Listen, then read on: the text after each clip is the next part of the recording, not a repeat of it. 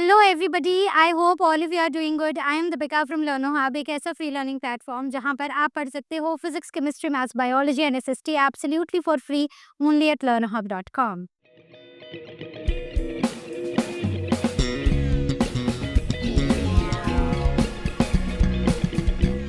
आज हम स्टार्ट करने जा रहे हैं आईसीएसई क्लास 6 बायोलॉजी का चैप्टर द सर्कुलेटरी सिस्टम का रिवीजन वीडियो। तो ध्यान से सुनना बच्चों, क्योंकि थोड़े बहुत भी डाउट्स बचे होंगे तो सब क्लियर हो जाएंगे। तो चलिए शुरू करते हैं। तो सबसे पहले बात करते हैं कि why do we need a circulatory system. Circulatory system की ज़रूरत क्या है? तो चाहे प्लांट्स हैं, चाहे एनिमल्स हैं, चाहे ह्यूमंस हैं, हम सबको चाहिए कि खाना और ऑक्सीजन हमें मिलती रहे, ताकि हम सब ग्रो करते रहें, अपनी बॉडीज़ को रिपेयर करते रहें। तो बॉडी हमारी बहुत सारे वेस्ट प्रोडक्ट्स बनाती है, जिसमें से कार्बन डाइऑक्साइड और मेटाबॉलिक वेस्ट काफ़ी कॉमन है। और जितना भी ये वेस्ट बनता है, उसे हमारी बॉडी से निकालना बहुत इंपॉर्टेंट है, ताकि हमारी बॉडी में ये टॉक्सिन्स की तरह एक्युमुलेट ना हो जाए। So why is this circulatory system required? ताकि न्यूट्रिएंट्स का ट्रांसपोर्ट हो, ताकि ऑक्सीजन का ट्रांसपोर्ट हो, और ताकि वेस्ट का रिमूवल हो जाए हमारी बॉडी से। और ये होता है सर्कुलेटरी सिस्टम के थ्रू, जिसे हम कार्डियोवैस्कुलर सिस्टम भी बुलाते हैं। क्लियर हो गया? आगे बढ़ते हैं। Now what are the main components. तो मेन कंपोनेंट्स की बात करें तो जैसे ही मैं सर्कुलेटरी सिस्टम बोलूंगी, सबसे पहले शायद आपके दिमाग में आएगा ब्लड, फिर थोड़ी देर बाद सोचोगे, फिर आपके दिमाग में आएगा हार्ट, फिर आप सोचोगे, फिर आएगा अच्छा छोटी छोटी वेसल्स भी होती हैं, राइट? सो यस, सबसे पहले बहुत इंपॉर्टेंट है वो ऑर्गन जो इस सर्कुलेटरी सिस्टम का राजा है, किंग है, दैट इज हार्ट, जो ब्लड को पंप करता है, जो कि पंपिंग ऑर्गन है। उसके बाद आता है ब्लड, जो मेन ट्रांसपोर्टिंग फ्लूइड है हमारी बॉडी में। फिर आती हैं ब्लड वेसल्स, एक ऐसा जाल फैला हुआ है हमारी बॉडी में, जो कि इस फ्लूइड को थ्रू आउट आर बॉडी वो घुमाता रहता है। So it is a network of tubes, जिसमें आर्टरीज हैं, वेन्स है, कैपिलरीज है, और साथ ही साथ not to forget lymph and lymph vessels, जो एडिशनल ट्रांसपोर्ट और इम्यूनिटी में हमारी हेल्प करती हैं। ये जो टॉपिक है ना बच्चों, ये काफ़ी छोटा है हमारी बुक्स में, लेकिन ये बहुत इंपॉर्टेंट है। तो जब मैं लिम्फ के बारे में, लिम्फेटिक सिस्टम के बारे में आपको बताऊंगी, तो आपको याद रखना है कि आपको बहुत ध्यान से उस छोटे से टॉपिक को समझ लेना है। क्लियर? आगे बढ़ें।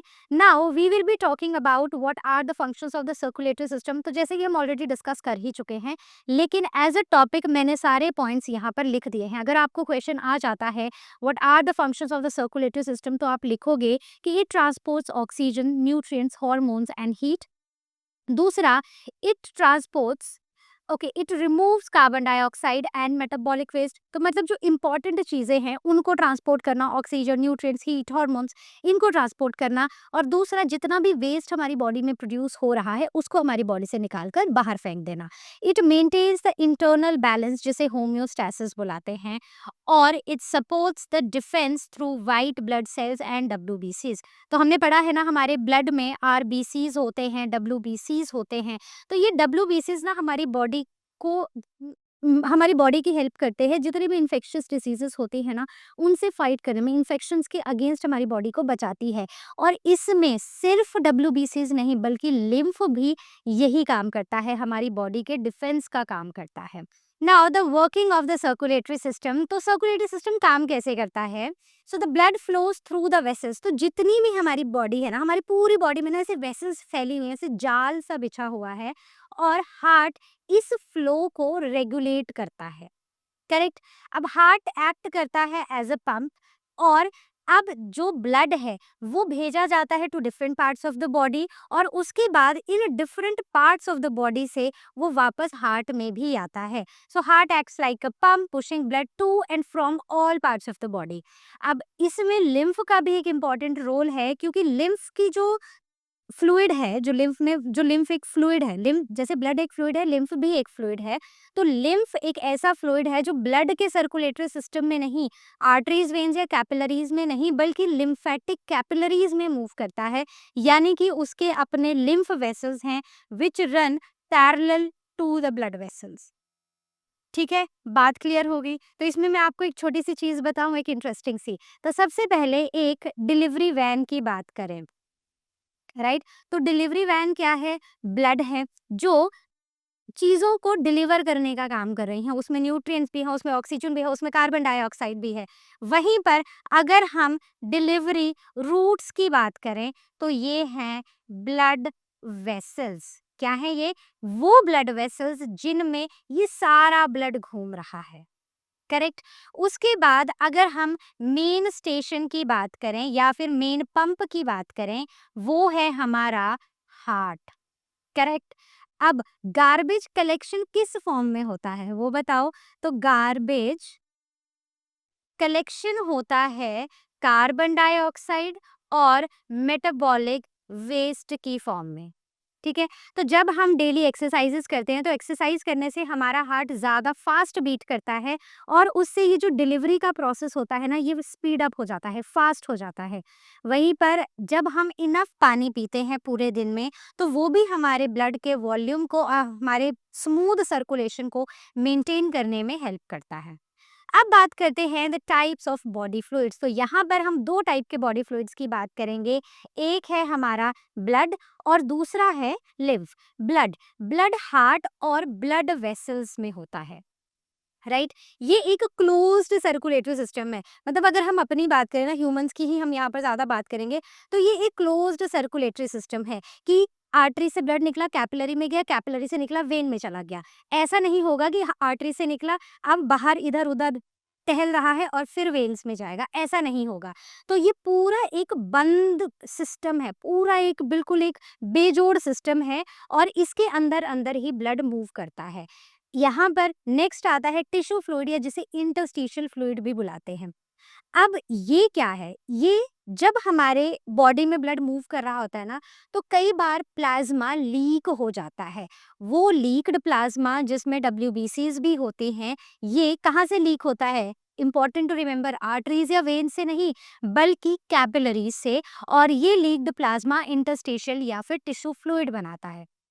नेक्स्ट, ये सेल को नहलाता है, बेद करता है और इससे एक्सचेंज होता है ऑक्सीजन का, न्यूट्रिएंट्स का और इवन वेस्ट्स का भी।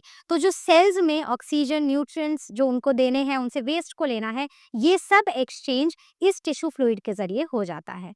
अब लिम्फ की बात करें तो लिम्फ टिश्यू फ्लूइड है जो हमारी लिम्फ वेसल्स में एंटर कर जाता है। मतलब ये जो फ्लूइड था, ये जो टिश्यू फ्लूइड था, अब ये ब्लड वेसल्स में नहीं गया, अब ये चला गया हमारे लिम्फ वेसल्स में। करेक्ट। और इसमें लिम्फोसाइट्स होते हैं and it flows due to the muscle contraction. Correct. तो क्या था? ब्लड है जो सिर्फ ब्लड वेसल्स में फ्लो करता है कैपिलरी से। कई बार ये ब्लड इन कैपिलरी से बाहर निकलकर सेल्स के बीच बीच में आ जाता है, जहाँ पर ये ऑक्सीजन भी देता है, न्यूट्रिएंट्स भी देता है और वेस्ट को भी कलेक्ट कर लेता है। इसे हम टिश्यू फ्लूइड बुलाते हैं। और जब ये टिश्यू फ्लूइड हमारे लिम्फ वेसल्स में एंटर कर जाता है तो हम अब इसे लिम्फ बुलाते हैं। कहीं पर कोई भी डाउट अभी तक, तो do ask your questions on ask question section और you can book your class with Learnhub Swayam. आगे बढ़ते हैं। तो इतना आपको समझ आ गया। अब जब लिम्फ में ये सारा फ्लूइड आ गया, ठीक है, ये किसी भी तरह लिम्फ में पहुंच गया, तो lymph drains back into the near by when. तो लिम्फ अब ये सारा फ्लूइड कहाँ लेकर जाएंगी? हार्ट में लेकर जाएंगी? नहीं, ये सारा का सारा फ्लूइड जिसमें वेस्ट प्रोडक्ट्स होंगे, ये हमारी आसपास की वेन्स में चला जाएगा। मतलब ब्लड कैपिलरीज में था, कैपिलरीज से लीक हुआ, सेल्स के बीच में चला गया, वहां से लिम्फेटिक कैपिलरीज में आया, लिम्फेटिक कैपिलरीज से ये लिम्फ में आ गया और लिम्फ से अब ये वेन्स में चला जाएगा और ये वापस से सर्कुलेशन में आ जाएगा। ब्लड वापस से हार्ट में जाएगा, ये फ्लूइड वापस से हार्ट में जाके सारा का सारा वेस्ट प्रोडक्ट वहां पर निकाल दिए जाएंगे। अब हम बात करने वाले हैं सबसे पहले फ्लूइड की, सबसे इम्पोर्टेंट फ्लूइड की। मैं ये नहीं बोलती बाकी इम्पोर्टेंट नहीं है, बट ये इससे क्वेश्चन ज़्यादा आते हैं। तो the the main thing is blood. Blood blood में दो चीजें हैं, एक है लिक्विड पार्ट और एक है सेलुलर पार्ट जिसमें सेल्स हैं, corpuscles part, right. Plasma plasma एक लिक्विड पार्ट है। मतलब जितना भी जो 90% पानी है ना, दिस इज ऑल प्लाज्मा, ठीक है। इसमें मतलब 90% इसमें पानी ही है।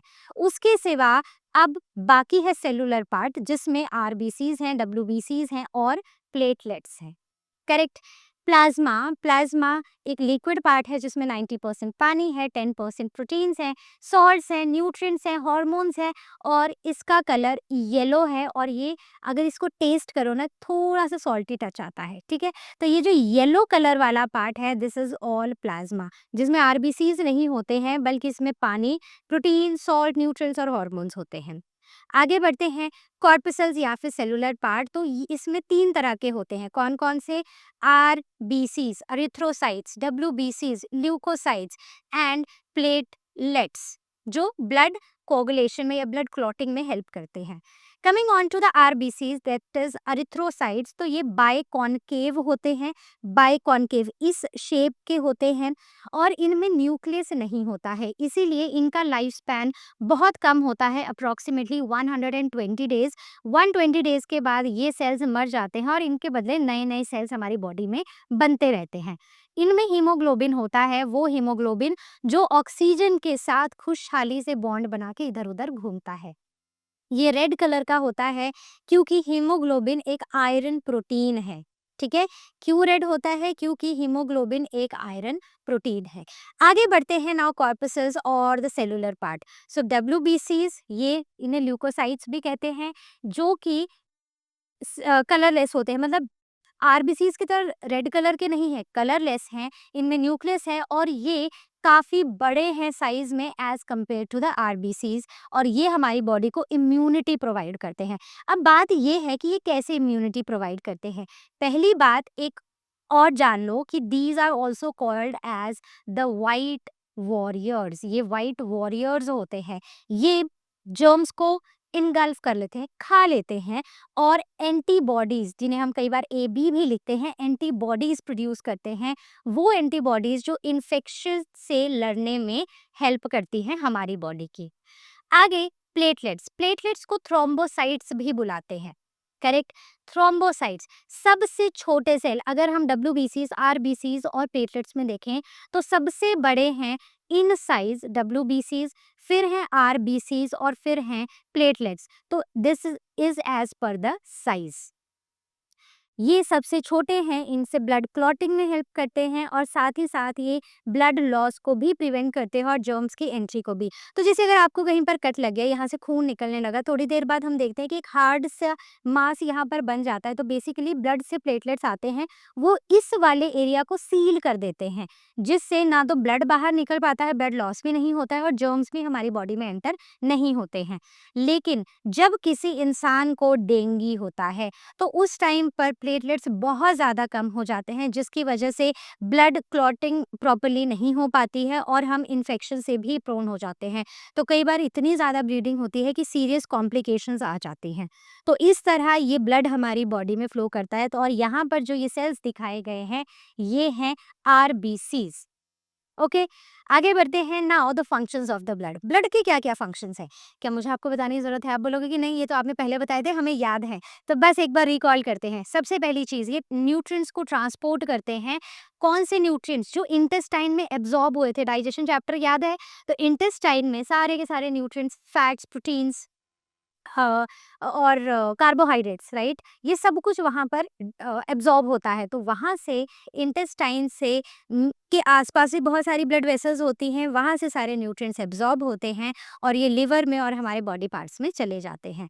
वहीं पर कैरियर ऑक्सीजन है फ्रॉम द लंग्स, ठीक है। तो ये ऑक्सीजन को कैरी करते हैं, लंग्स है, लंग्स के आसपास बहुत सारी ब्लड वेसल्स होती है। तो जब हम ब्रीद इन करते हैं तो ऑक्सीजन डिफ्यूज़ कर जाती है लंग्स से हमारे ब्लड वेसल्स में और ये कार्बन डाइऑक्साइड को सेल्स से लेते हैं और वापस लंग्स में छोड़ देते हैं। तो मतलब लंग्स से ऑक्सीजन लेंगे, हमारे बॉडी सेल्स को दे देंगे, बॉडी सेल्स से कार्बन डाइऑक्साइड को लेंगे और वो हमारे लंग्स तक छोड़ आएंगे।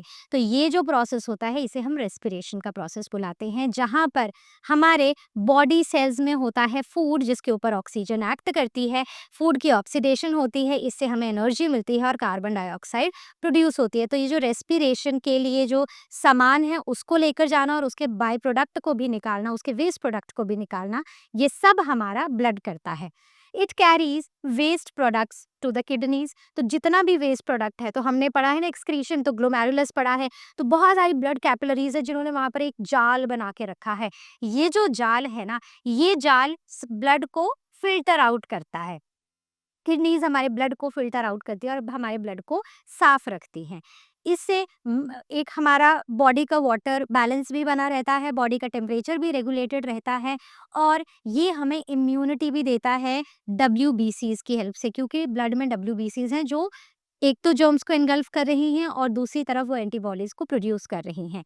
देन एक्सेसिव ब्लीडिंग को भी रोकता है with the help of the platelets. तो बेसिकली आपको ना यहाँ पर आरबीसीज की, डब्ल्यूबीसीज की और प्लेटलेट्स के ना सारे के सारे फंक्शंस लिख दो, बस वही ब्लड के फंक्शंस हो गए।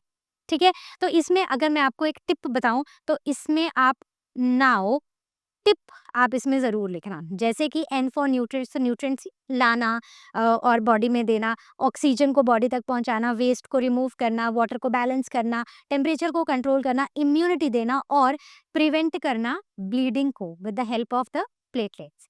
आगे बढ़ते हैं। नाउ अ वेरी इंपॉर्टेंट छोटा सा टॉपिक है लेकिन उतना ही इंपॉर्टेंट है, लिम्फेटिक सिस्टम। अब जिस तरह हमारी बॉडी में ब्लड सर्कुलेटरी सिस्टम है, वैसे ही लिम्फेटिक सिस्टम भी है। लिम्फेटिक सिस्टम जिसमें लिम्फ वेसल्स होती हैं, लिम्फ नोड्स होती हैं और ऑर्गन्स होते हैं। ये कौन कौन से ऑर्गन्स हैं? आपने नाम सुने होंगे लेकिन शायद आपको पता ना हो कौन कौन से हैं। Sir let me tell you, spleen, right, tonsils, thymus. तो बेसिकली ये tonsils, thymus, spleen, Peyer's patches, bone marrow, appendix और लिम्फ नोड्स, ये सारे के सारे हमारे लिम्फेटिक ऑर्गन्स कहलाते हैं। यहाँ पर ये पूरा सिस्टम हमारे ब्लड जो ब्लड वाला ब्लड सर्कुलेटरी सिस्टम है, बिल्कुल उसके पैरेलल पैरेलल चलता है। जहाँ भी कैपिलरी से थोड़ा सा ब्लड लीक आउट हुआ, सेल्स के बीच में गया, उसको फटाफट से किसने ले लिया? हमारे लिम्फ ने ले लिया। अब कॉम्पोजिशन की बात करें तो इसमें आरबीसीज नहीं होती, लेकिन इसमें लिम्फोसाइट्स यानी कि डब्ल्यूबीसीज होती हैं। ये इसका जो नॉन सेलुलर पार्ट है उसमें 94% पानी है, प्रोटीन्स हैं, फैट्स हैं, एंजाइम्स हैं और एंटीबॉडीज हैं, और सेल सिर्फ एक तरह का है, दैट इज डब्ल्यूबीसीज। करेक्ट? कहीं पर कोई भी डाउट हो आज क्वेश्चन सेक्शन में पूछना या फिर लर्नो हब स्वयं में क्लास को बुक कर लेना। अब बात करते हैं the functions of the lymph. Lymph के फंक्शंस क्या है बताओ मुझे। तो ये न्यूट्रिटिव है, मतलब कि इसमें न्यूट्रिएंट्स होते हैं। इट सप्लाइज न्यूट्रिएंट्स उन जगहों पे जहां पर ब्लड नहीं पहुंच पाता है। ठीक है? दूसरा, जितना भी एक्सेस टिश्यू फ्लूइड है जो हमारे सेल्स के बीच में है, जो एक्सेस में है, मेटाबोलाइट्स हैं, वेस्ट जो जनरेट हुआ है, इन सब को ये ड्रेन करने का काम करता है।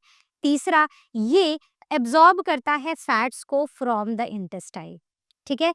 इंटेस्टाइन से किसको एब्जॉर्ब करेगा? फैट्स को एब्जॉर्ब करेगा और डिफेंस में हेल्प करेगा। लिम्फोसाइट्स फाइट करेंगे इन्फेक्शंस को, and these are the nodes trap this infection, और नोड्स इन इन्फेक्शंस को ट्रैप करेंगे। So it is NDAD। तो यहाँ पर ये न्यूट्रिटिव हैं। ठीक है? दूसरा, ये ड्रेनेज करते हैं, जितना भी वेस्ट है, एक्सेस फ्लूइड है, उन सबको निकालने का काम करते हैं। ये एब्जॉर्प्शन करते हैं, absorption of fats from the intestine, वो भी लिम्फ ही करता है। ये हमने डाइजेशन वाले चैप्टर में पढ़ा है। उसके बाद ये जर्म्स को, लिम्फोसाइट्स की हेल्प से जितना भी जर्म्स हैं उनके अगेंस्ट हमें डिफेंस प्रोवाइड करता है। करेक्ट? अब एक quick difference between lymph and blood. Lymph lymph open circulatory system में फ्लो करता है, इसके वेसल्स ओपन होते हैं, तो टिश्यू फ्लूइड यहाँ से जो एक्सेस होता है वो लिम्फ में जाता रहता है। वहीं पर ब्लड एक क्लोज्ड सर्कुलेटरी सिस्टम है। Circulate the lymph, it circulates through lymph capillaries, lymph nodes and lymph vessels. Correct? यहाँ पर ब्लड सर्कुलेट होता है आर्टरीज, वेन्स, कैपिलरीज और हार्ट्स में। Lymph lymph pale yellow colour का है, कोई आरबीसीज नहीं है और इनमें हीमोग्लोबिन होता है। वहीं पर लिम्फ में और ना ही हीमोग्लोबिन होता है, हीमोग्लोबिन नहीं है बट हीमोग्लोबिन नहीं होता है, तो पेल है क्योंकि आरबीसीज और हीमोग्लोबिन नहीं है। वहीं पर ब्लड का कलर रेड होता है क्योंकि यहाँ पर आरबीसीज हैं और आरबीसीज में हीमोग्लोबिन होता है। अब लिम्फ की बात करें तो ये डब्ल्यूबीसीज हैं और ये ब्लड प्लाज्मा भी होता है इसमें, तो यहाँ पर प्लेटलेट्स और प्रोटीन्स नहीं होते हैं। वहीं पर ब्लड में डब्ल्यूबीसीज हैं और ब्लड प्लाज्मा भी है। लिम्फ इम्यून सिस्टम का पार्ट है, it is a part of body and it builds immunity. ये हमारी बॉडी की इम्यूनिटी बढ़ाता है, हमारे इम्यून सिस्टम का भी पार्ट है। वहीं पर ब्लड हमारी रेस्पिरेटरी गैसेस को ट्रांसपोर्ट करना, न्यूट्रिएंट्स को ट्रांसपोर्ट करना, हार्मोन्स को ट्रांसपोर्ट करने का काम करता है।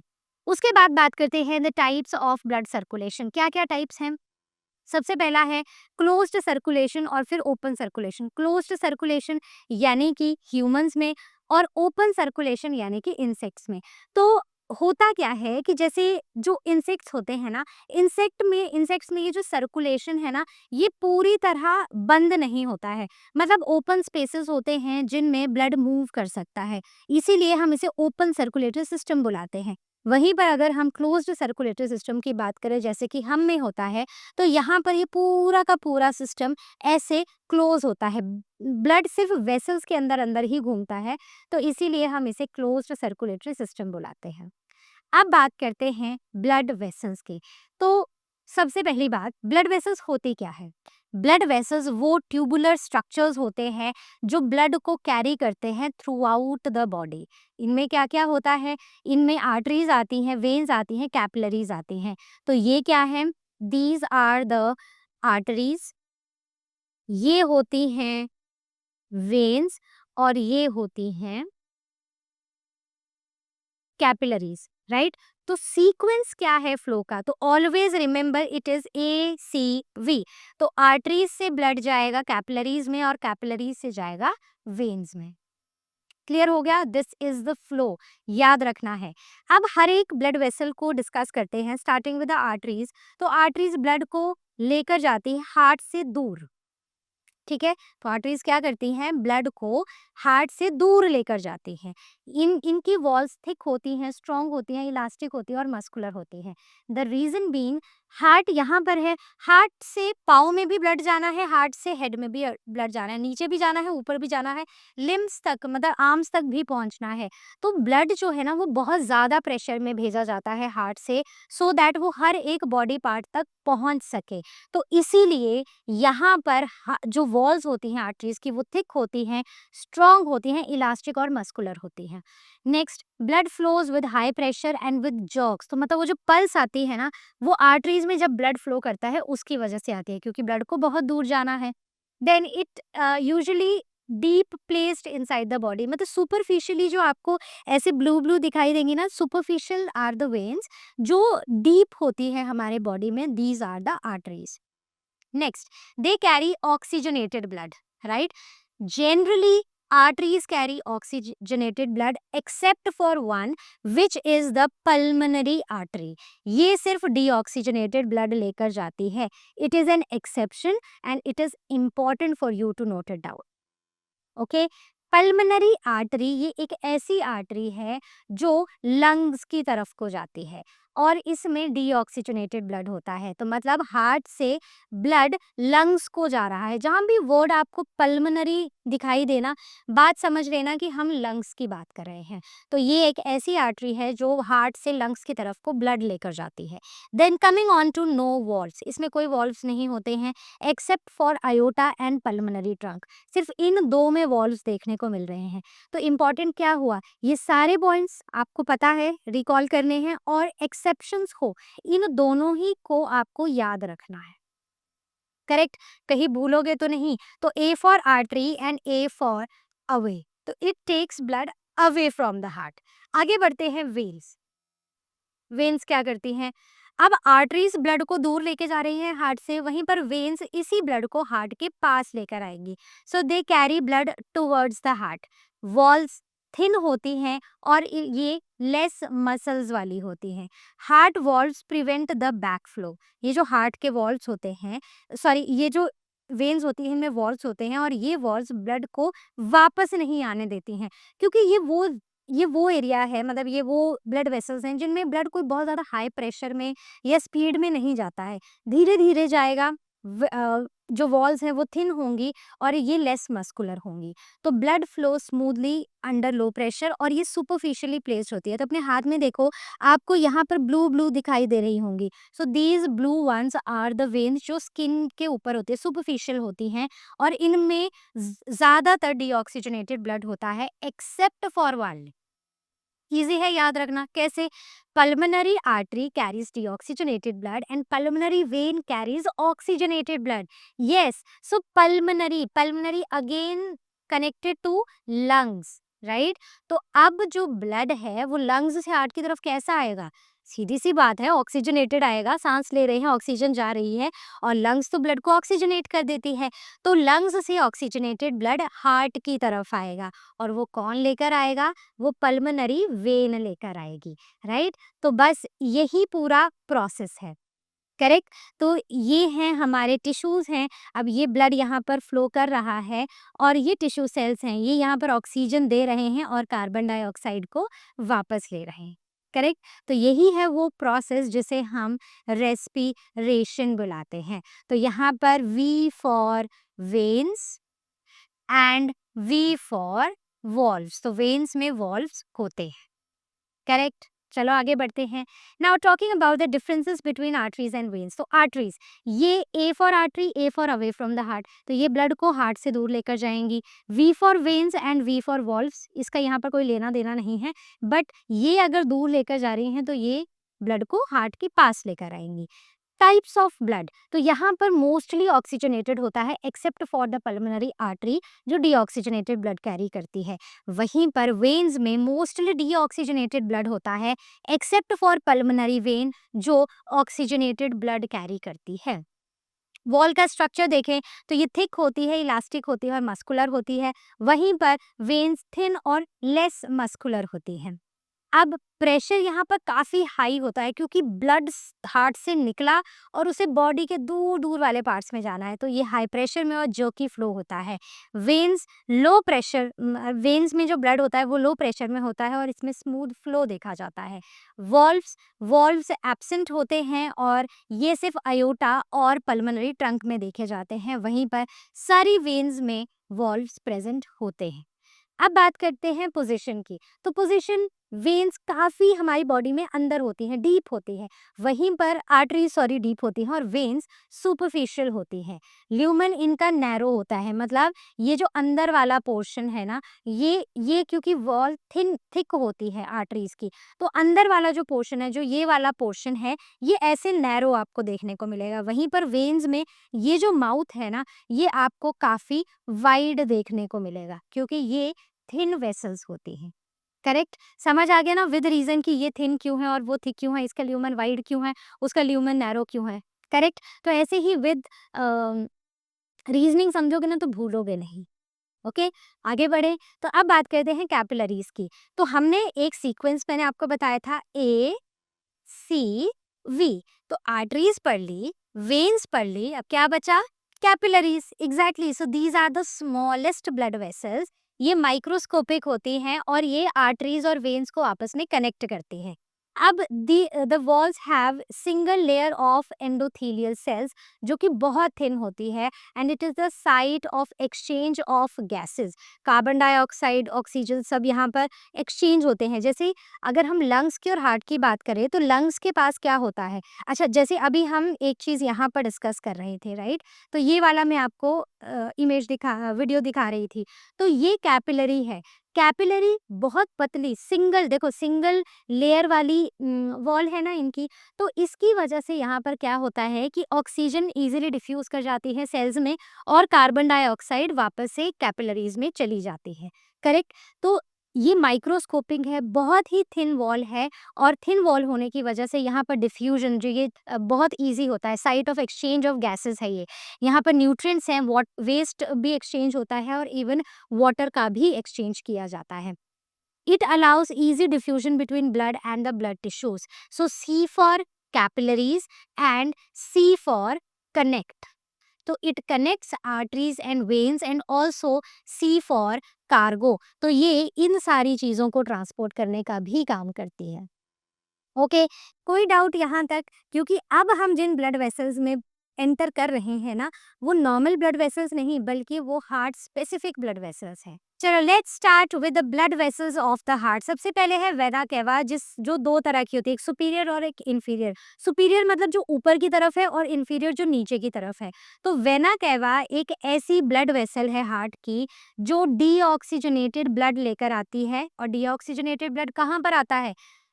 पढ़ा है आपने तो इसलिए रिकॉल कर लो, तो राइट साइड पर आता है। तो अगर ये हमारा हार्ट है, हार्ट के ये 4 चेंबर्स हैं, this is left auricle, left ventricle, right auricle, right ventricle. तो ये जो राइट वाली साइड होती है, this is connected this is connected to the deoxygenated blood. तो ये डीऑक्सीजनेटेड ब्लड के साथ कनेक्टेड है।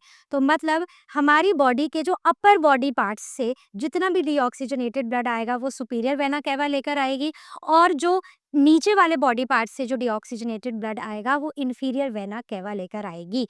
तो ये है सुपीरियर वेना केवा और ये वाली है इन्फीरियर वेना केवा। करेक्ट। तो इसका काम है डीऑक्सीजनेटेड ब्लड लाना। कहाँ पर आएगा? हार्ट के ऊपर वाले चेंबर में। लेफ्ट में या राइट में? राइट में आएगा। उसके बाद आते हैं हम पल्मोनरी आर्टरी में। अब pulmonary artery it leaves the right ventricle. तो ये है राइट ऑरिकल और ये है राइट वेंट्रिकल। तो इसके अंदर डीऑक्सीजनेटेड ब्लड आया जो कि वेना केवा लेकर आई थी।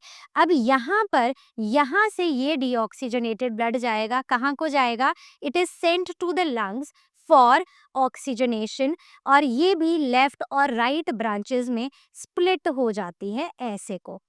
ठीक है, तो यहाँ से ब्लड चला जाएगा और ये भी 2 पार्ट्स में स्प्लिट हो जाएगी। ओके, तो किसी तरह का कोई डाउट होगा तो पूछ लेना। अब बात करते हैं पल्मोनरी वेन की। तो हमने पढ़ा था ना, पल्मोनरी वेन एक एक्सेप्शन है वेन्स में। ये ऑक्सीजनेटेड ब्लड लेकर आती है। कहाँ से लाएगी? तो ये लाती है लंग्स से। So it brings oxygenated blood from lungs to the left auricle. तो ये है लेफ्ट ऑरिकल, ये है लेफ्ट वेंट्रिकल। तो यहाँ पर ये जो ब्लड आएगा ऑक्सीजनेटेड ब्लड, ये लेफ्ट ऑरिकल में आएगा। कौन लेकर आएगा? पल्मोनरी वेन लेकर आएगी। Right, so only vein which carries the oxygenated blood. आगे बात करते हैं। ओके, सो पीवी, ठीक है, so PV, so it is the only vein which carries oxygenated blood. Correct. अब आता है अयोटा। अब अयोटा लेफ्ट वेंट्रिकल, अब ब्लड राइट ऑरिकल से लेफ्ट ऑरिकल से लेफ्ट वेंट्रिकल में आया। लेफ्ट वेंट्रिकल से ये जितना भी ब्लड है वो चला जाएगा, कहाँ पर चला जाएगा? To different body parts. Right, और वो कौन लेके जाएगी? वो लेके जाएगी aorta. So aorta leaves the left ventricle, और इसमें डीऑक्सीजनेटेड ब्लड होता है जो डिफरेंट बॉडी पार्ट्स में जाता है और उसकी बड़ी सारी ब्रांचेस होती हैं। तो बस एक चीज यहाँ पर इनकरेक्ट है कि दिस इज अयोटा। राइट, और ये वाली जो है साइड से, these are the pulmonary veins. Okay, any doubt till here तो पूछ लेना, आस्क क्वेश्चन सेक्शन में। अब बात करते हैं कोरोनरी आर्टरीज या फिर वेन्स। तो यहाँ पर कोरोनरी आर्टरी क्या होती है? मतलब एक ऐसी artery which supplies the oxygenate blood to the heart. अब हार्ट को भी तो मूव करना है, हार्ट को भी तो थ्रू आउट लाइफ काम करना है, एक भी सेकंड का रेस्ट उसको नहीं मिलता है। तो इसलिए यहाँ पर भी में ब्लड की ज़रूरत होती है, और ऑक्सीजनेटेड ब्लड कोरोनरी आर्टरी लेकर जाती है और कोरोनरी वेन डीऑक्सीजनेटेड ब्लड लेकर जाती है जो राइट ऑरिकल में ड्रेन हो जाता है। राइट ऑरिकल से राइट वेंट्रिकल में जाता है, राइट वेंट्रिकल से यही लंग्स में चला जाता है। ठीक है, तो इतना क्लियर हो गया। आगे बढ़ते हैं। Now let us recall all of them. जैसे सबसे पहले superior vena cava. Superior vena cava deoxygenated blood लेकर आती है हार्ट में। कहाँ से? अपर बॉडी पार्ट्स में। और कहाँ पर ड्रेन करती है? राइट ऑरिकल में। इंफीरियर वेना केवा ये भी डीऑक्सीजनेटेड ब्लड लेकर आती है हार्ट में। किस पार्ट में लाएगी? राइट ऑरिकल में लाएगी, लोअर बॉडी पार्ट से। उसके बाद पल्मोनरी आर्टरी, ये एक ऐसी आर्टरी है जो डीऑक्सीजनेटेड ब्लड लेकर आती है टू द लंग्स। तो अब यहाँ से डीऑक्सीजनेटेड ब्लड जाएगा और वो लंग्स में चला जाएगा। लंग्स में जाने के बाद राइट वेंट्रिकल से लंग्स में चला जाएगा। अब ब्लड ऑक्सीजनेट होगा, फिर पल्मोनरी वेन ऑक्सीजनेटेड ब्लड लेकर आएगी, उसे लंग्स से लेफ्ट ऑरिकल तक पहुंचा देगी। क्लियर? कोई डाउट यहाँ तक? सिंपल है, ये वही सारी चीज़ें हैं जो हमने अभी पढ़ी। इसके बाद आता है aorta. Aorta oxygenated blood carry करता है, तो लेफ्ट वेंट्रिकल से बॉडी के डिफरेंट डिफरेंट पार्ट्स में जो ब्लड जाता है वो अयोटा ही लेकर जाती है। ये एक बहुत बड़ी सी वेसल है जो ब्रांचेस में डिवाइड हो जाती है। देन कोरोनरी आर्टरी, ये एक ऐसी आर्टरी है जो हमारी हार्ट की मसल्स को ब्लड प्रोवाइड करती है, ऑक्सीजनेटेड ब्लड अयोटा से हार्ट मसल्स में जाता है। और यहाँ पर कोरोनरी वेन है जो डीऑक्सीजनेटेड ब्लड लेकर आती है हार्ट से, तो ये हार्ट की मसल्स से राइट ऑरिकल में आता है। तो देखो, ऑक्सीजनेटेड ब्लड हमेशा राइट वेंट्रिकल से ही बॉडी पार्ट्स में जाएगा और डीऑक्सीजनेटेड ब्लड हमेशा सारा का सारा राइट ऑरिकल में ही आके ड्रेन होगा। बस फर्क इतना है कि कौन ब्लड लेकर आ रहा है या कौन ब्लड लेकर जा रहा है, बस उन नामों में थोड़ी थोड़ी सी चेंज आपको देखने को मिलेगी। अब क्विक फ्लो चार्ट, तो हार्ट है, हार्ट आर्टरीज में ब्लड जाएगा, वो कैपिलरीज में जाएगा, कैपिलरीज से वेन्स में और वेन्स से वो वापस हार्ट में चला जाएगा, तो ये एक क्विक फ्लो है।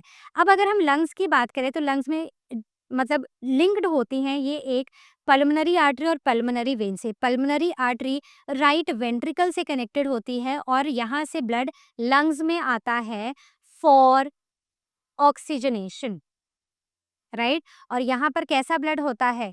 D oxygenated blood. Pulmonary vein से वेन क्या करती है, वो लंग्स से लेफ्ट ऑरिकल में लेकर जाती है ब्लड को, और ये ब्लड ऑक्सीजनेटेड होता है, राइट? सो लंग्स से लेफ्ट ऑरिकल, करेक्ट। अब बॉडी में क्या होता है, बॉडी में ये जो ब्लड है अयोटा लेफ्ट वेंट्रिकल से पूरी बॉडी पार्ट्स में ऑक्सीजनेटेड ब्लड लेकर जाती है। वेना केवा बॉडी से सारा का सारा डीऑक्सीजनेटेड ब्लड लाती है और राइट ऑरिकल में ड्रेन कर देती है। अब हम शुरू करते हैं the next part of today's discussion, that is heart, a pumping organ. बहुत ही इंपॉर्टेंट है। सबसे पहले आपका हार्ट कितना है, ऐसे मुट्ठी बंद करो, तो जितनी आपकी मुट्ठी है ना बिल्कुल इतना ही आपका हार्ट है। तो it is the size of the clenched fist और इसका वेट 225 ग्राम से 340 ग्राम्स तक होता है। ये चेस्ट कैविटी में होता है और लंग्स के अंदर होता है। तो ये हमारी लंग्स हैं, ये ऊपर ऊपर रिब्स हैं और यहाँ पर जो लेफ्ट लंग है उसके बीच उसमें नीचे जैसे ये छोटा सा हमें हार्ट देखने को मिलता है। अब ये कैसे प्रोटेक्टेड होता है, एक तो रिब्स इनको प्रोटेक्ट कर रही हैं, दूसरा लंग्स के बीच में है तो थोड़ा सा और प्रोटेक्टेड है, और साथ ही साथ इसकी कुछ मेम्ब्रेन्स भी होती हैं। Pericardium, double membrane with pericardial fluid, ये वो मेम्ब्रेन है जो ब्लड को शॉक्स से प्रिवेंट करती है। साथ ही साथ इसकी अपनी मसल्स होती हैं जिन्हें हम कार्डियक मसल्स बोलते हैं। तो मसल्स के बारे में हमने पढ़ा है ना, तो कार्डियक मसल्स सिर्फ हार्ट मसल्स होती हैं और ये कहीं नहीं होती है, ये सिर्फ हार्ट में होती हैं। द वर्ड कार्डियक जहाँ भी आप ये सुनो तो ये एक बात याद रखना कि हम हार्ट के बारे में बात कर रहे हैं, बस इतना याद रख लेना, ठीक है? ये कॉन्ट्रैक्ट होती है, रिलैक्स होती है, कॉन्ट्रैक्ट होती है, रिलैक्स होती है थ्रू आउट द लाइफ, और ये कभी भी रेस्ट नहीं लेती, क्योंकि अगर इन्होंने रेस्ट ले ली ना तो हम हमेशा के लिए रेस्ट इन पीस हो जाएंगे, ठीक है? तो इसलिए कभी भी रेस्ट नहीं लेती हैं।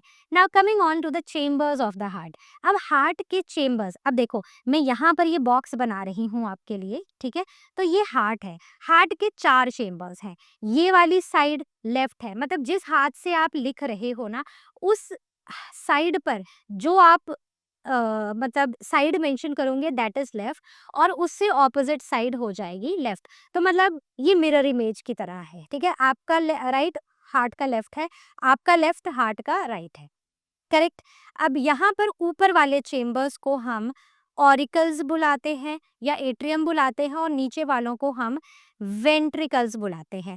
तो ये हो गया लेफ्ट ऑरिकल, ये हो गया राइट ऑरिकल, ये हो गया लेफ्ट वेंट्रिकल, और ये हो गया राइट वेंट्रिकल, करेक्ट। और इनके बीच में ना ये एक मोटी सी ना डिवाइडिंग वॉल होती है जिसे हम सेप्टम बुलाते हैं। तो ये जो है ना मोटा सा बीच में ये जो वॉल है, so this wall is septum. Clear हो गया? यहाँ तक कोई भी डाउट अगर आपको लगे please ask it on ask question section, और पूरा चैप्टर पढ़ने के बाद जितने भी डाउट्स हों लेके स्वयं क्लास को बुक कर लो। अब this is left auricle, this is left ventricle, this is right auricle and this is right ventricle. हो गया मार्क सब कुछ? अब ये लेफ्ट और राइट साइड का ब्लड कभी भी मिक्स नहीं होता है, क्यों? क्योंकि लेफ्ट साइड पे हमेशा ऑक्सीजनेटेड ब्लड रहेगा और यहाँ पर हमेशा डीऑक्सीजनेटेड ब्लड रहेगा। और यही हमारे ब्लड वैस्कुलर सिस्टम की खासियत है कि हमारी बॉडी में ऑक्सीजनेटेड और डीऑक्सीजनेटेड ब्लड कभी भी मिक्स नहीं होता है, क्योंकि अगर ये मिक्स होने लग जाए तो हमारी बॉडी में उतनी एनर्जी नहीं प्रोड्यूस होगी और उतनी एनर्जी एफिशिएंट हमारी बॉडी नहीं बन पाएगी। तो ये वाली दोनों sides, left side oxygenated blood, right side deoxygenated blood और इनके बीच में सेप्टम है, ये कभी भी मिक्स नहीं होंगी। तो यही सारे मैंने आपको सब कुछ लिखा। एट्रियम और ऑरिकल अपर होते हैं और रिसीविंग चेंबर्स होते हैं जिनमें ब्लड आता है। So auricles, these are the receiving chambers, वहीं पर ventricles, these are the distributing chambers और ये नीचे वाले चेंबर्स होते हैं। करेक्ट? कोई कोई मुश्किल होगी तो पूछ लेना। अब बात करते हैं वॉल्व्स की। अब ये जो हार्ट होता है ना, हार्ट में ब्लड हमेशा एक डायरेक्शन में फ्लो करता है। जैसे यहाँ पर ब्लड आया, लंग्स से ब्लड आया, राइट? तो लंग्स से ब्लड आया, ये लेफ्ट ऑरिकल में गया, लेफ्ट ऑरिकल से लेफ्ट वेंट्रिकल में गया, लेफ्ट वेंट्रिकल से ये सारा ब्लड हमारे बॉडी के पार्ट्स में चला गया। करेक्ट? फिर बॉडी पार्ट्स से ये सारा ब्लड आया वापस से हमारे हार्ट में, राइट ऑरिकल में और फिर राइट वेंट्रिकल में। राइट वेंट्रिकल से ये पूरा का पूरा ब्लड वापस से हमारे लंग्स में चला गया। तो ये यूनि डायरेक्शन है, मतलब ऐसे ऐसे ब्लड घूमता रहता है, कभी भी बैक फ्लो नहीं करता, कहीं पर भी मिक्स नहीं होता है। तो इसको इंश्योर करने के लिए कि सिर्फ एक डायरेक्शन में ब्लड फ्लो करे, हमें चाहिए हमारे हार्ट में कुछ valves which prevent the back flow of the blood. Correct? तो एवी वॉल्व, एवी वॉल्व मतलब एट्रियो वेंट्रिकुलर वॉल्व, जो एट्रियम और वेंट्रिकल्स के बीच में है। इसमें आते हैं लेफ्ट और राइट। ठीक है? जो राइट में होता है, मतलब जो यहाँ पर होता है, दिस वन इज ट्राइकस्पिड, मतलब इसमें 3 कस्प्स होते हैं, मतलब 3 फ्लैप्स या 3 कप्स होते हैं, इसकी शेप वैसी होती है। वहीं पर इस तरफ वाला होता है बाइकस्पिड, जिसे हम मिट्रल वॉल्व भी बुलाते हैं और इसमें सिर्फ 2 फ्लैप्स या 2 कप्स होते हैं, तो इसे हम ट्राई बाइकस्पिड या फिर मिट्रल वॉल्व बुलाते हैं। करेक्ट? तो यहाँ पर ट्राइकस्पिड राइट साइड पर है, राइट? सो टी आर है और try okay okay by B L है। सो टी आर और बी एल है, याद रखना है, मार्क करना। जितनी बार डायग्राम बनाओ उतनी बार इन चीज़ों को मार्क करना, आप कभी नहीं भूलोगे। फिर आते हैं सेमी लूनर वॉल्व, तो ये पल्मोनरी आर्टरी और अयोटा के बेस पर होते हैं। मतलब ये वो आर्टरीज हैं, या फिर आर्टरीज नहीं, सॉरी, ये वो ब्लड वेसल्स हैं जिनसे ब्लड बाहर जा रहा है। जैसे अयोटा, ये हमारे बॉडी पार्ट्स को ब्लड लेकर जाएगी और पल्मोनरी आर्टरी हमारे लंग्स को ब्लड लेकर जाएगी। तो ये राइट वेंट्रिकल से जाती है और ये जाती है लेफ्ट वेंट्रिकल से। तो बाकी सेमी लूनर वॉल्व्स इनके साथ, इनके बेस पर कनेक्टेड होते हैं। करेक्ट? तो एवी वॉल्व आर्टरी और वेंट्रिकल के बीच में है और सेमी लूनर वॉल्व जो जो ब्लड वेसल्स हमारी वेंट्रिकल्स के साथ कनेक्टेड हैं, उनसे कनेक्टेड है। करेक्ट? तो ये हैं हमारे सारे वॉल्व। तो जैसे मैंने ये बताया, ये ट्राइकस्पिड, तो देखो ऐसे से कस्प्स होते हैं, तो इसीलिए ट्राइकस्पिड बुलाते हैं। ये मिट्रल है, इसमें सिर्फ 2 ही कस्प्स होते हैं, तो इसे मिट्रल वॉल्व या फिर बाइकस्पिड वॉल्व भी बुलाते हैं। करेक्ट? तो अभी तक हमने इतने ही पढ़े हैं, इसलिए मैं अभी आपको और वाले नहीं बता रही हूँ। अब आते हैं सेमी लूनर वॉल्व, राइट? तो एस एल वॉल्व भी बुलाते हैं।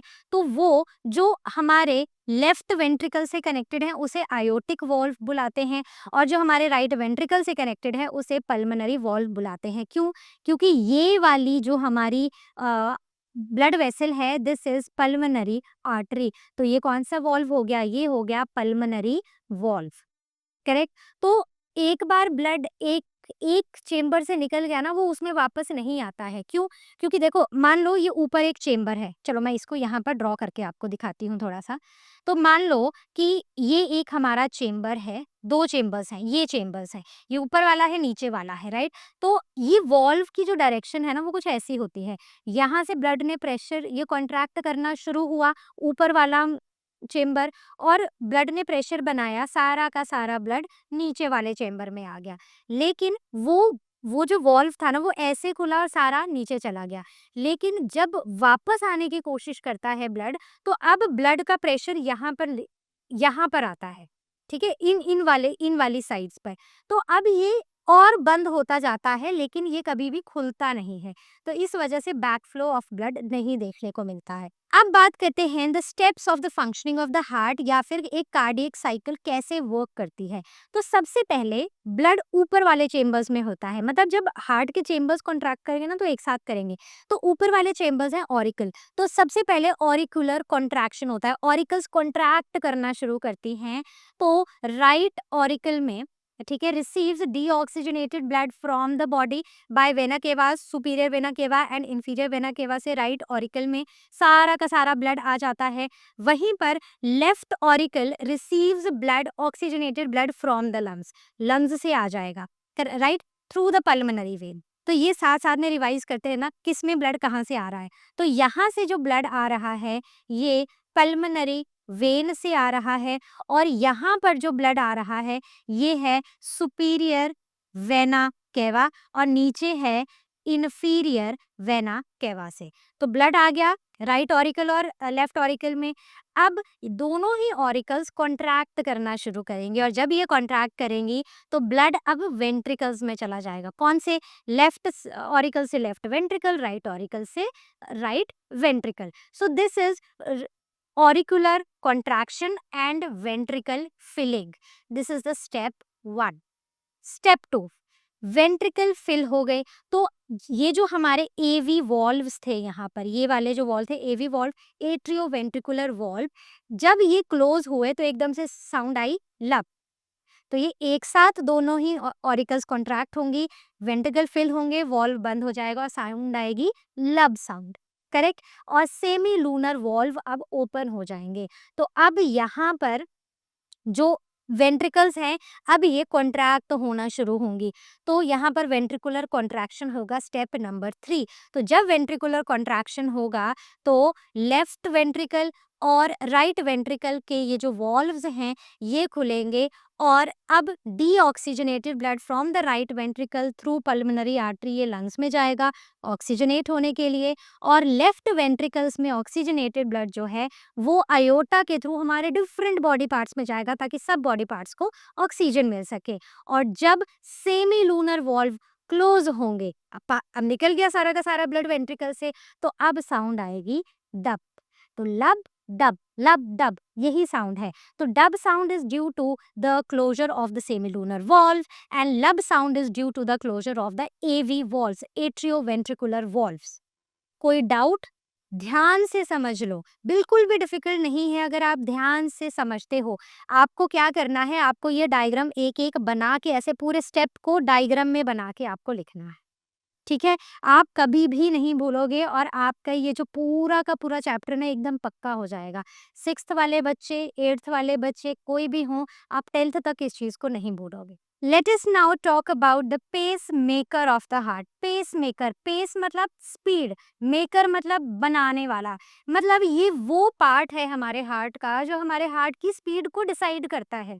तो अगर आप देखोगे ना तो ये हमारी राइट ऑरिकल है, राइट ऑरिकल के ना ऊपर एक छोटे से पार्ट में, राइट ऑरिकल के ऊपर, ये पेसमेकर सेट होता है। ये एक नेचुरल पेसमेकर होता है जो एक इलेक्ट्रिकल इम्पल्स जनरेट करता है, मतलब एक छोटा सा इलेक्ट्रिकल सिग्नल जनरेट करता है, और वो डिसाइड करता है कि हमारा हार्ट कब कॉन्ट्रैक्ट होगा, कब रिलैक्स होगा, और कितनी स्पीड पर वो कॉन्ट्रैक्ट और रिलैक्स होगा।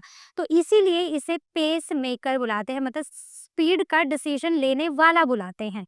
तो इसे एसए नोड या साइनोएट्रियल नोड भी बुलाया जाता है, जो राइट ऑरिकल में होता है, इलेक्ट्रिक पल्स को जनरेट करता है और एक रिदम सेट करता है जो हार्ट बीट बनाता है, और ये नेचुरली हमारी बॉडी में प्रेजेंट होता है।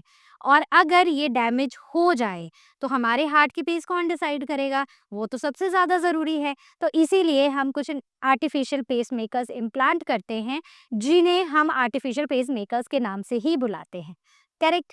अब बात करते हैं the types of blood circulation. तो अब जैसे अभी हम बात कर रहे थे ना, ब्लड पहले लेफ्ट साइड जाता है, फिर राइट साइड जाता है, राइट, ऐसे ही था। पहले दोनों ही ऑरिकल्स फिल होती हैं, फिर वो दोनों वेंट्रिकल्स में जाता है, और फिर इस तरह बॉडी में और लंग्स में, वापस बॉडी पार्ट्स में चला जाता है। तो इस तरह से ना 2 सर्कुलेशंस होती हैं। अब मैंने आपको एक बात बताई थी एक या दो बातें बताई थी। अगर आप वर्ड कार्डियक सुनो तो समझ लो कि हम हार्ट से रिलेटेड कोई बात कर रहे हैं। अगर आप वर्ड पल्मोनरी सुनो तो हम लंग्स से रिलेटेड कोई बात कर रहे हैं। बस इसी पल्मोनरी वाली चीज़ का ही आपको यहाँ पर ध्यान रखना है। वो कैसे कि हम ब्लड सर्कुलेशन को ना 2 टाइप्स में डिवाइड करते हैं। सबसे पहला है पल्मोनरी सर्कुलेशन। ब्लड सर्कुलेशन में first is pulmonary, second is systemic. Pulmonary मतलब जब ना ये जो सर्कुलेशन है ना, ये लंग्स से जुड़ा हुआ है, लंग्स के आसपास है। मतलब ब्लड हार्ट से लंग्स में और लंग्स से हार्ट में जा रहा है।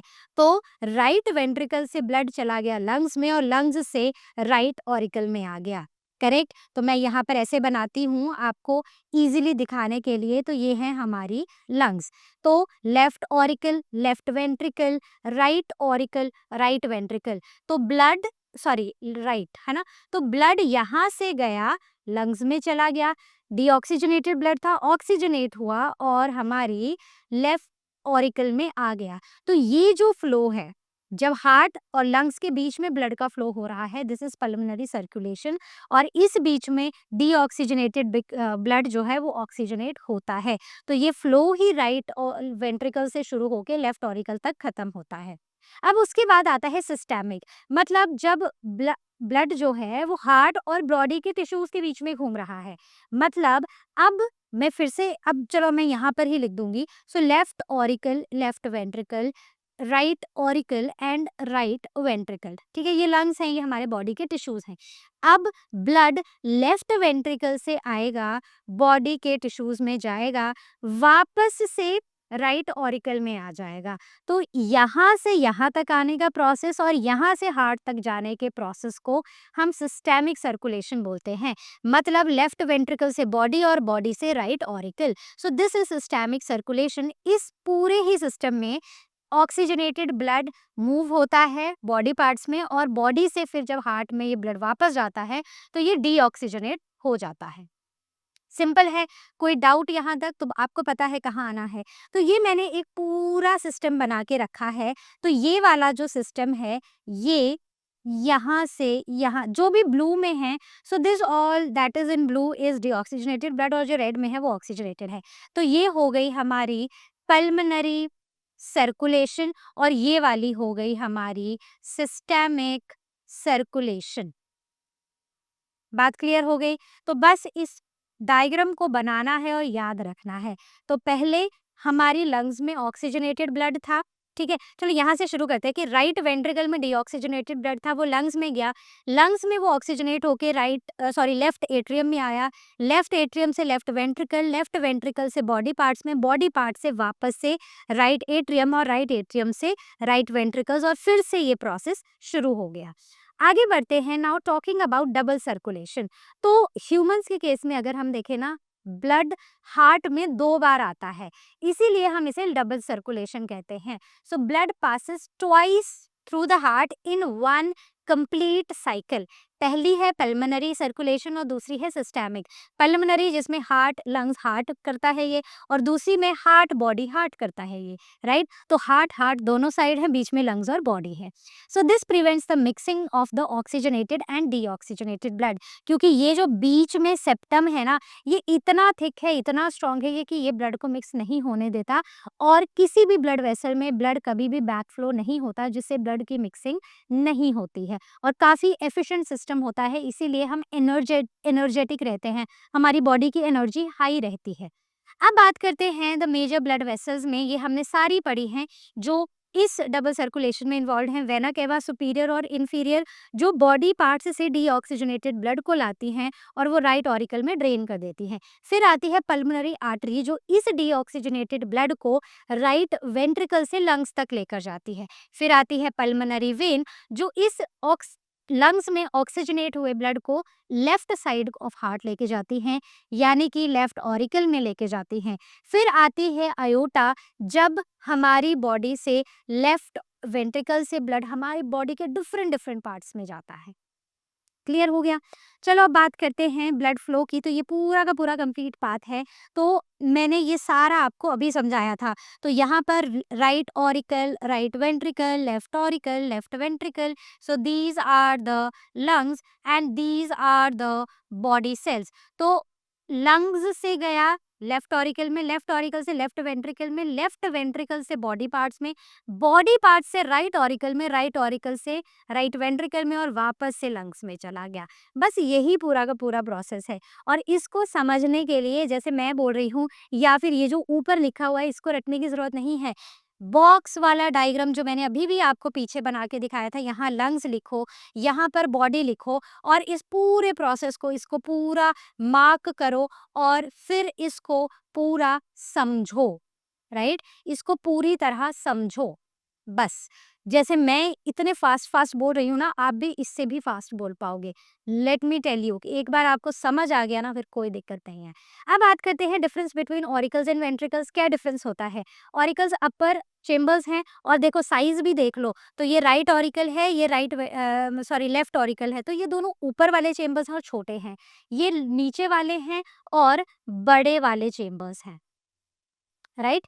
ओके, ये रिसीविंग चेम्बर्स है, इनमें हमेशा ब्लड आता है कहीं ना कहीं से, करेक्ट? और ये वाले जो चेम्बर्स हैं ये डिस्ट्रीब्यूटिंग है, ये ब्लड को अलग अलग डायरेक्शंस में अलग अलग जगह पर भेजते हैं।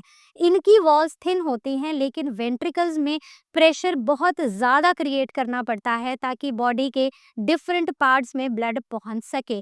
इसलिए हमारी वेंट्रिकल्स की वॉल्स थिक होती हैं, क्योंकि राइट ऑरिकल को क्या करना है या लेफ्ट ऑरिकल को क्या करना है, चुपचाप से अपने वॉल्व खोलने हैं और ब्लड को नीचे वाले चेम्बर में ड्रेन कर देना है।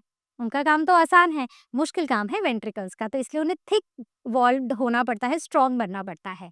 Now we will be talking about the blood groups. तो ये जो डिस्कवरी है ना ब्लड ग्रुप्स की, ये की थी कार्ल लैंडस्टीनर ने इन 1900। इसका जो बेसिस है ब्लड ग्रुपिंग का वो है antigen, that is a protein on the surface of the RBCs. तो जो आरबीसीज है उनके सरफेस पे कौन सा प्रोटीन है, उसके बेसिस पर हमारे पास 4 तरह के ब्लड ग्रुप्स हैं। ये तो आपको पता ही होगा कि हमारे पास 4 तरह के ब्लड ग्रुप्स हैं। तो एंटीजन 2 तरह के हैं, कौन कौन से हैं? ए एंटीजन है और बी एंटीजन है। तो जो हमारी ये आरबीसीज होती है ना, इनके सरफेस पे कौन सा एंटीजन है या फिर कौन सा एंटीजन नहीं है। बस या तो एक होगा या तो 2 होंगे या तो फिर होंगे ही नहीं। बस इसी बेसिस पे हमने 4 ब्लड ग्रुप्स बना दिए।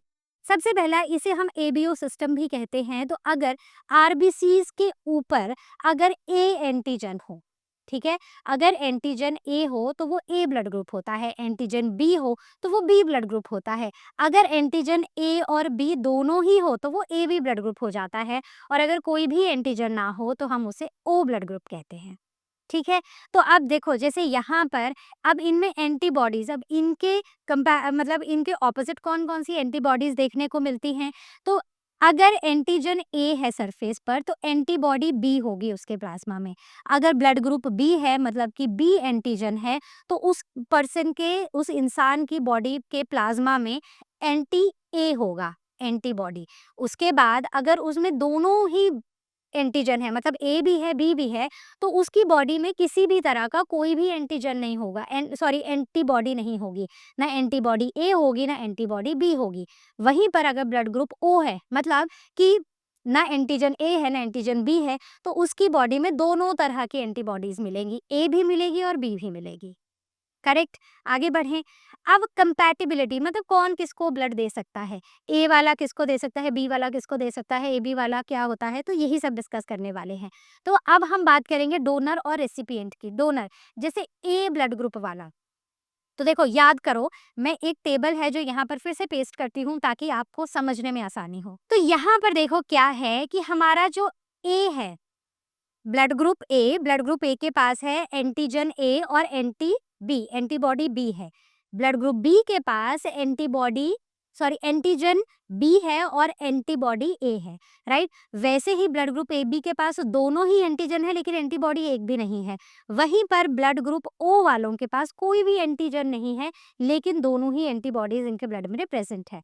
तो अब ये किस किस को मतलब किस किस को डोनेट कर सकते हैं, तो अगर ए ब्लड ग्रुप होगा तो ये उस इंसान को ब्लड दिया जा सकता है, उस ब्लड ग्रुप वालों को ब्लड दिया जा सकता है जिनके पास एंटी ए ना हो, राइट? तो किसके पास एंटी ए नहीं है, एक तो ब्लड ग्रुप ए वाले खुद और एक ए बी वाले, तो ये ए ब्लड ग्रुप ए और ए बी वालों को दिया जा सकता है। दूसरा, B blood group, B blood group उनको दिया जा सकता है जिनके ब्लड के प्लाज्मा में एंटी ए ना हो। तो मतलब एंटी ए कहाँ नहीं है बताओ? तो मतलब एंटी बी ना हो, सॉरी। तो एंटी बी कहाँ नहीं है? एंटी बी एक तो ब्लड ग्रुप बी वालों के पास नहीं है, दूसरी ए बी के पास नहीं है। तो ये बी को भी ब्लड दे सकते हैं और ए बी ब्लड ग्रुप वालों को भी दे सकते हैं। अब ए बी ब्लड ग्रुप किसको दिया जा सकता है? ए बी ब्लड ग्रुप सिर्फ उसको दिया जा सकता है जिसके पास ए बी ब्लड ग्रुप हो। क्यों? क्योंकि इसके पास दोनों ही एंटीजन हैं। तो अगर आपने एक ऐसा ब्लड चढ़ा दिया जिसके पास एंटीजन ए है, तो इसका एंटीजन ए खत्म होने लग जाएगा। बी वाले चढ़ा दिया तो बी एंटीजन खत्म होने लग जाएगा। अगर दोनों ही वाला चढ़ा दिया, ओ चढ़ा दिया, तो दोनों ही एंटीजन मतलब वो रिजेक्ट करती जाएगी बॉडी। तो इसीलिए ये खुद को मतलब ये सबको ब्लड नहीं दे सकते हैं, ये सिर्फ ए बी वालों को ही दे सकते हैं। इसके बाद बात करते हैं ओ ब्लड ग्रुप की।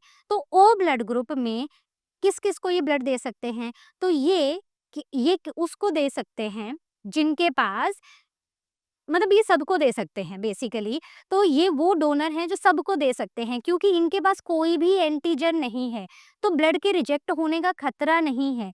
इसीलिए ये बी सबको दे सकते हैं, ओ वालों को भी। That's why they are called as the universal donor. इन्हें यूनिवर्सल डोनर बुलाया जाता है।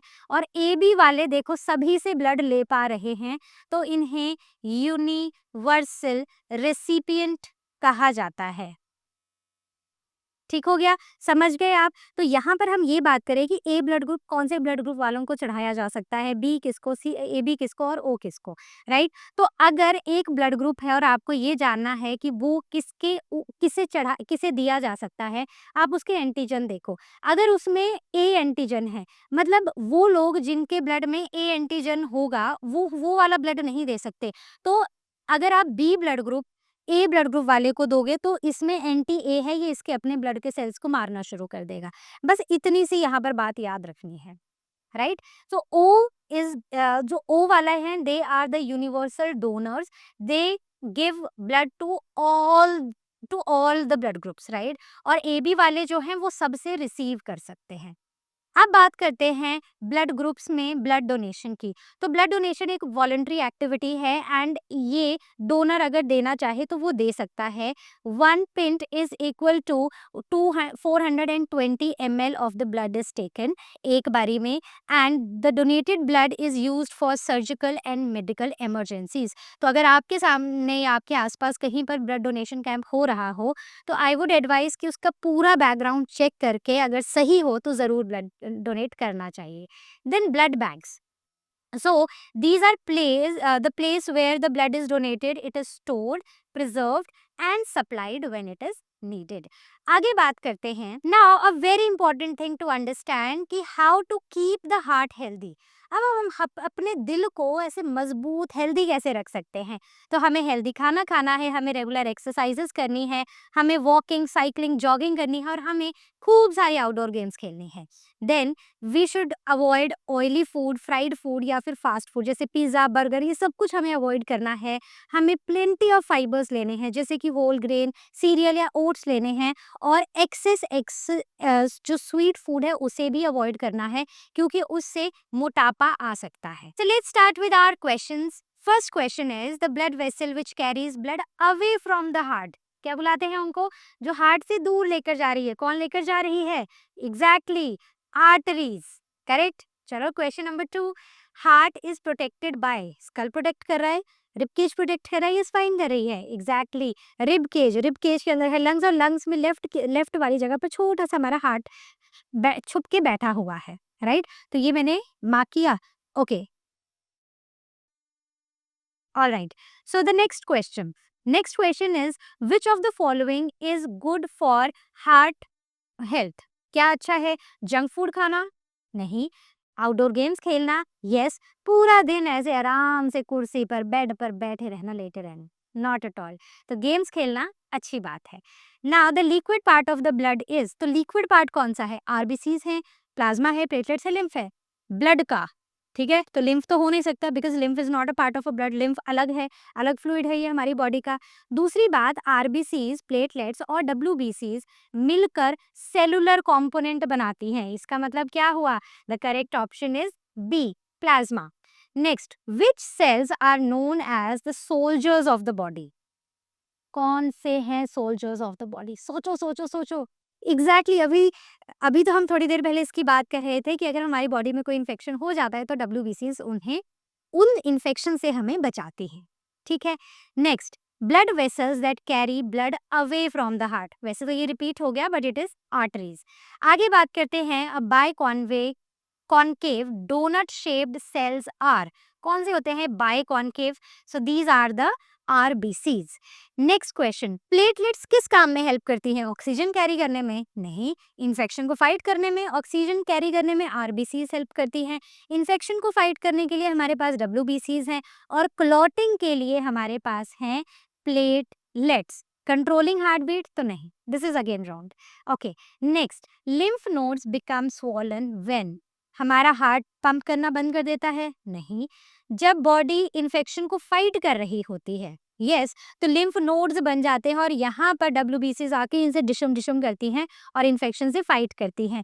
जब हम फास्ट ब्रीथ करते हैं? नहीं। जब प्लाज्मा थिक हो जाता है तो ये भी नहीं। Next, this is the home assignment for you. आपको हर एक क्वेश्चन को अच्छे से प्रैक्टिस करना है, अच्छे से आंसर करना है, टेस्ट समझ के इसको करना, और फिर हम नेक्स्ट चैप्टर में एंटर करेंगे। और इससे पहले आपकी बुक में, आपकी नोटबुक में आपको जितने भी क्वेश्चंस करवाए हों आपके क्लास टीचर्स ने या आपके सब्जेक्ट टीचर्स ने, उनसे भी आपने क्या करना है, उन सारे क्वेश्चंस को एकदम अच्छे से प्रैक्टिस कर लेना है।